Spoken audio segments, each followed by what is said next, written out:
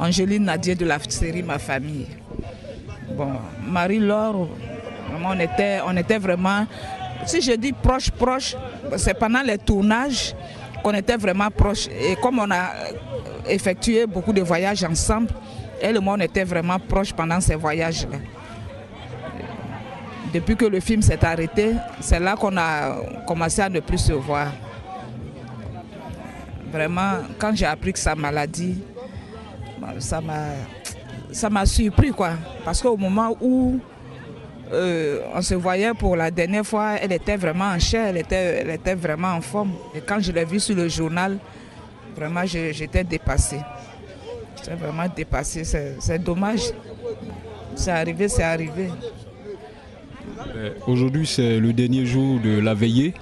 Et là, on assiste à un spectacle à la limite triste. Voilà. Qu'est-ce que cela vous inspire, tout ce que vous voyez là? Très triste. Moi-même, quand je venais avec ce vent, cette pluie, je me suis demandé, j'ai dit, parce que chez nous, les Africains, quand il y a un événement, qu'il y a un vent, la pluie, on dit la personne est fâchée, la personne n'est pas contente. Moi, j'ai commencé à me dire, mais Marie-Laure, qu'est-ce que tu fais là? Tu aimes bien t'amuser. Laisse les gens s'amuser. Pourquoi il y a ce grand vent, cette grande pluie? Bon, je ne sais pas. C'est vraiment dommage. Mais Dieu est grand, je crois que ça va bien se passer. C'est Nguessan Claudine, artiste comédienne. Je travaille avec Marie-Laure depuis Dimanche Passion. Vraiment, Marie-Laure, elle était comme ma fille. La dernière fois qu'on s'est vu, bon, c'est le mois passé quand Éléonore était là. On allait lui rendre visite. Elle nous disait que, surtout moi je pleurais, elle disait non, Claudine ne pleure pas. Moi je vais vivre, je vais lutter, je vais vivre, je ne vais pas mourir. Mon petit garçon de 4 ans là, si je meurs, qui va s'en occuper? Que je ne vais pas mourir. Après le départ d'Éléonore, je suis retournée la voir. Ce jour-là, elle était mal au point. J'ai dit, Marie-Laure, tu nous as promis, sois forte. Elle dit, non, Claudine, c'est vrai, je suis fatiguée, mais je ne vais pas mourir, je vais lutter. Malheureusement, la mort a eu raison d'elle. On n'y peut rien, on n'a seulement que nos larmes. Mon nom c'est Jeanne Tessia.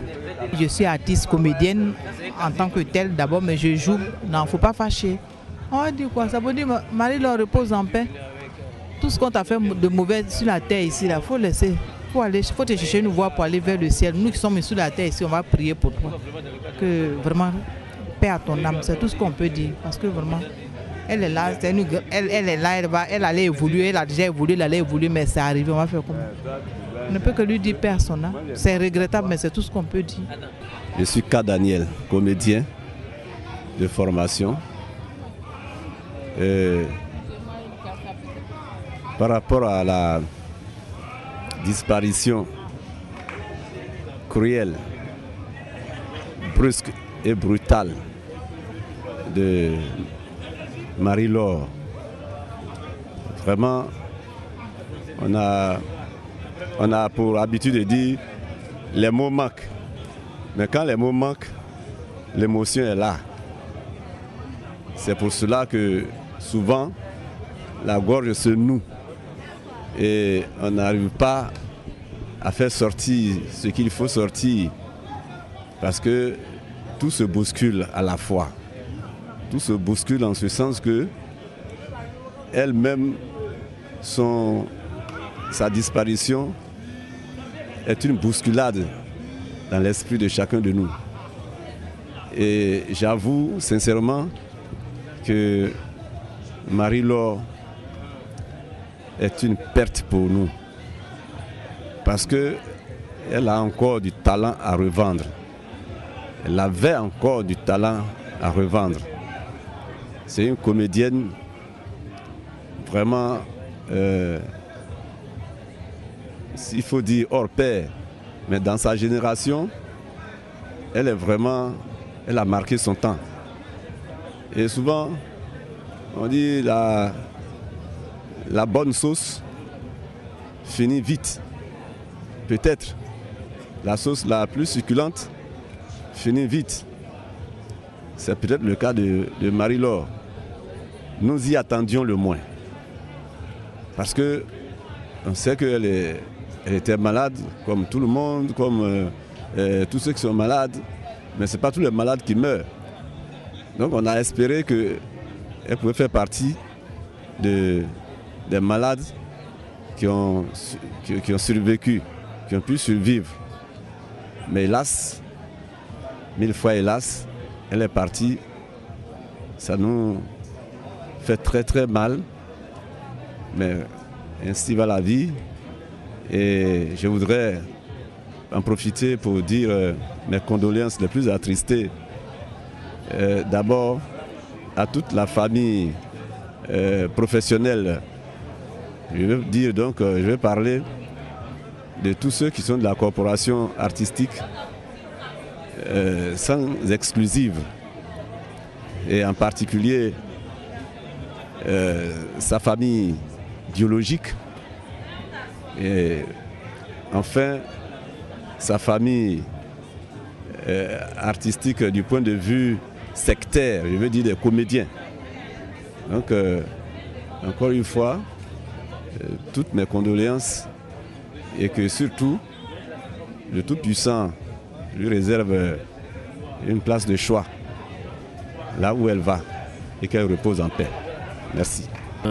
D'abord, je voulais que ce soit une occasion de mariage ou bien d'un baptême ou encore une belle fête pendant laquelle j'allais dire aux auditeurs de la télé bonjour ou bien à tout 2012. Mais cette occasion qui se prête à moi ce soir, c'est la veille de notre petite sœur. Elle a l'habitude de m'appeler papa, le vieux. Et puis c'est elle qui s'en va. Et on assiste impuissant à son départ dans cet univers, dans ce désert de pauvreté. Et difficile pour nous. On aurait voulu que Marie-Laure laisse derrière elle un peu de richesse à sa fille et puis à ses parents. Elle le mérite, sinon mieux même. Mais voilà Marie-Laure qui a donné de la joie à toute l'Afrique, je dirais, à la Côte d'Ivoire tout entière, à toute l'Afrique. Vraiment, Marie-Laure qui est en train de partir, elle a souffert dans son lit d'hôpital, Marie-Laure s'en est allée. Et puis aujourd'hui, nous sommes là encore unis comme un seul homme autour d'elle pour lui dire au revoir. Vraiment, nous restons impuissants. Nous la regardons partir et on n'a que des larmes, on n'a que nos larmes pour pleurer, Marie-Laure.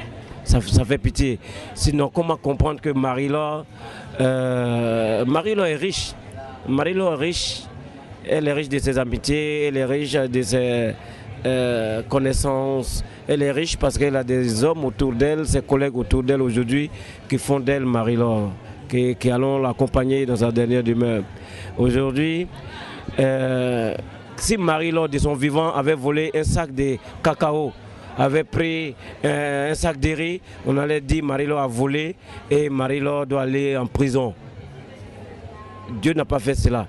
Aujourd'hui, les œuvres de Marie-Laure sont piratées. Aujourd'hui, on lit Marie-Laure partout. Et on peut pas agir. Est-ce que c'est normal?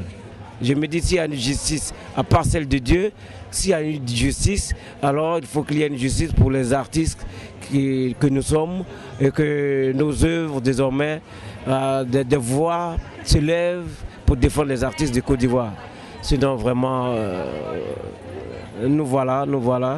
On n'a que ça, on n'a que notre corps, on n'a que notre tête, on n'a que notre mémoire. Nous avons été l'alpha et nous sommes aujourd'hui l'oméga.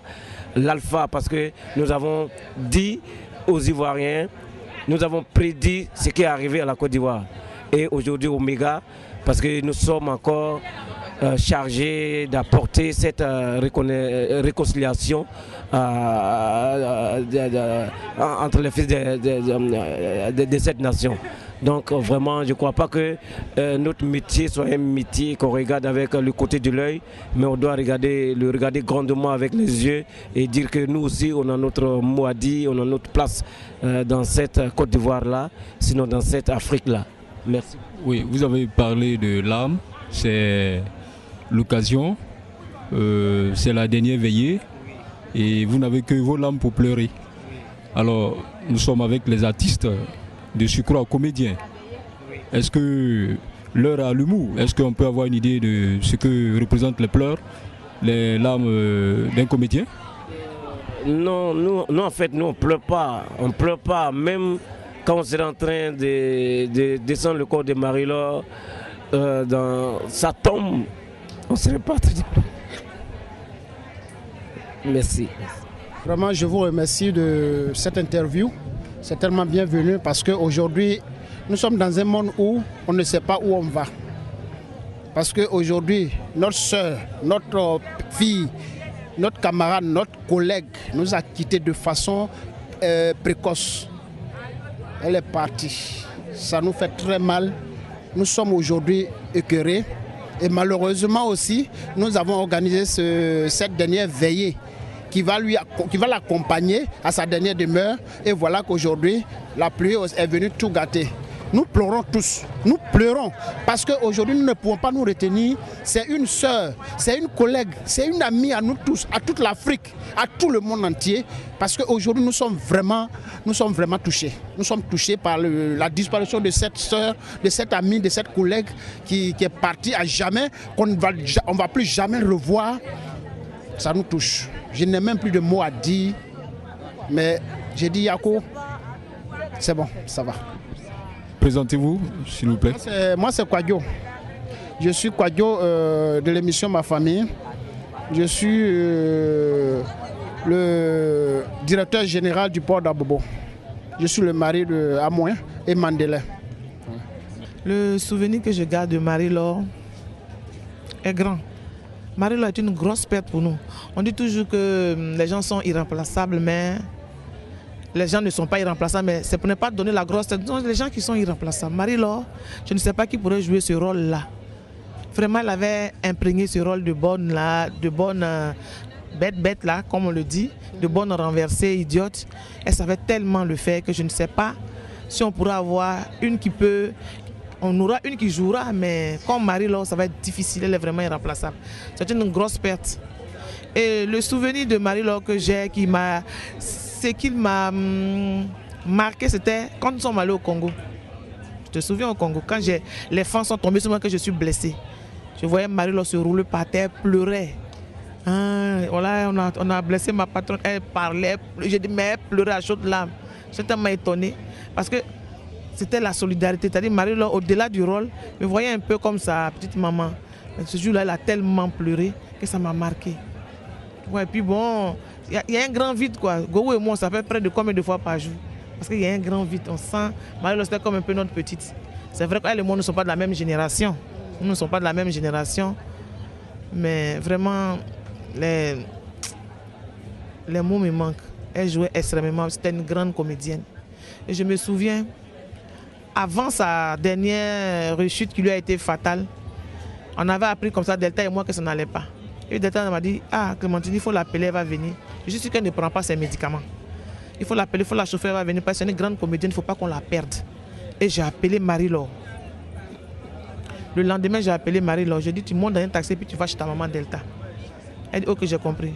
J'ai dit, bon, j'appelle dans 30 minutes, j'espère que je serai là-bas. Mais à chaque 5 minutes, toutes les 5 minutes, j'appelais. Elle me dit, je suis sur l'autoroute, je suis comme ça, jusqu'à l'arrivée. Elle m'a obéi, elle est arrivée, puis elle a recommencé à prendre ses médicaments. Vraiment, c'est une grosse perte, quoi. Je sais pas, bon, comme on dit, l'artiste ne meurt jamais. On va vivre avec son souvenir. Et c'est là que l'art est divin, parce que avec les images que Marie-Laure laisse d'elle, elle sera... Le nom est resté, c'est ça l'éternité. Donc, en tout cas, merci à Ivoire TV. Et que tous ces morts que nous avons connus en cascade nous rapprochent. Tout ça, c'est pour Dieu nous interpelle, pour nous montrer qu'on n'est rien. c'est-à-dire le moi, l'orgueil, la méchanceté, la jalousie, la rancune, la compétition, la concurrence idiote, là, on doit laisser ça parce que voilà comment on finit. Ça doit nous amener à être soudés, à être solidaires et à nous aimer et à aller de l'avant. Merci.